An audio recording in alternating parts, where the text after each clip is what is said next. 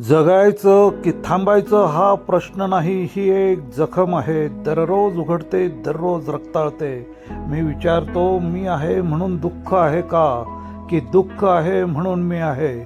सभोवतालची माणसं माझ्या शांततेला भीती समजतात आणि माझ्या प्रश्नांना वेडेपणा.